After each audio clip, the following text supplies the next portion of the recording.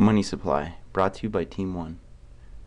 Money supply is the total supply of money in circulation in a given country's economy at any given time.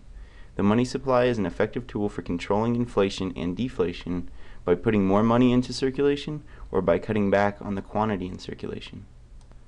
The United States money supply is a closely monitored indicator of certain aspects of the economy and is regulated by the monetary policy of the Federal Reserve Bank. The Fed calculates the quantity of money by categorizing money into groups based on liquidity. The goal of regulating the money supply is to maintain low inflation and unemployment through various economic events. This is done by artificially stimulating demand for goods by lending money at a reduced or cheaper rate. For example, when the Fed wishes to reduce interest rates, they will increase the supply of money, and vice versa. Currently, there are 182 currencies in circulation around the world that are recognized by the International Organization for Standardization. The most dominant currency, the United States dollar, is one of the few currencies considered as a reserve currency, one which is held in significant quantities by many governments and institutions as part of their foreign exchange reserves. Many of the world's currencies are exchanged on an open market known as the foreign exchange market. The primary purpose of the foreign exchange market is to assist international trade and investment by allowing businesses to convert one currency to another. The exchange rate for a particular currency changes with the supply and demand for it, similar to other commodities traded on the open market. Therefore, excessive monetary expansion of a particular currency leads to depreciation of that currency. History of money supply. The first paper money printed on U.S. soil was performed by the Massachusetts Bay Colony in 1690. It was not backed by gold or silver, but used its own reputation as its backing.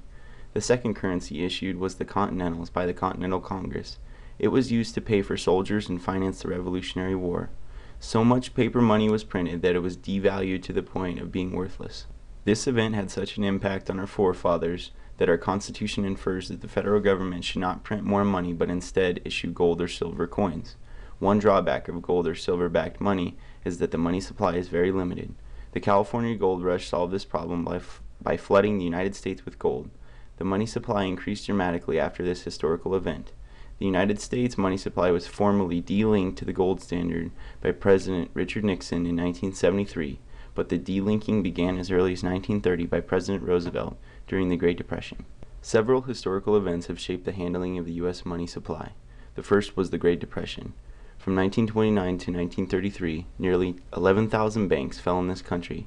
After the failures and the run on banks, they were overly cautious to give out new loans.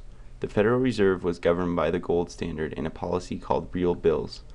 In addition, the policy of the gold standard kept the Federal Reserve from putting any money or credit into the banking system. This failure to act deepened the Depression. The inflationary period through the 60s and 70s had the opposite effect. The Federal Reserve pushed too much money and credit at the banks, and the prices of goods and services soared. Our current recession finds the Federal Reserve trying to stimulate the economy through the flooding of money into banks through quantitative easing and other measures to help end the recession.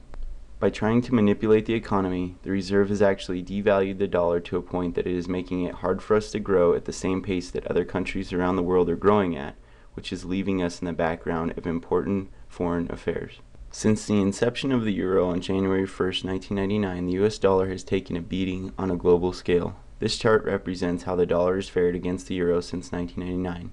Over the past 11 years, the euro has only fell behind the dollar 3 of those 11 years, which begs the question, how can this happen to a currency that has been around for hundreds of years?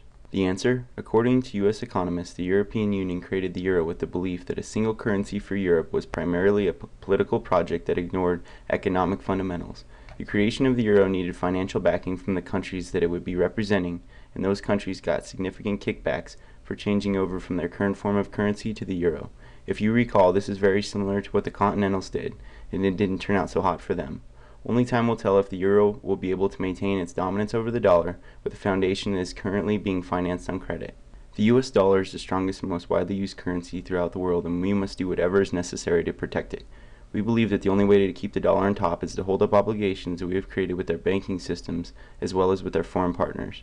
The most damaging thing that we can do to the dollar is to avoid paying where payment is due. We must spend within our limits and control our desires. America must continue to keep up its reputation as a financial powerhouse, or we will become the ones standing at the end of the line. Only time will tell which one of these fates will apply.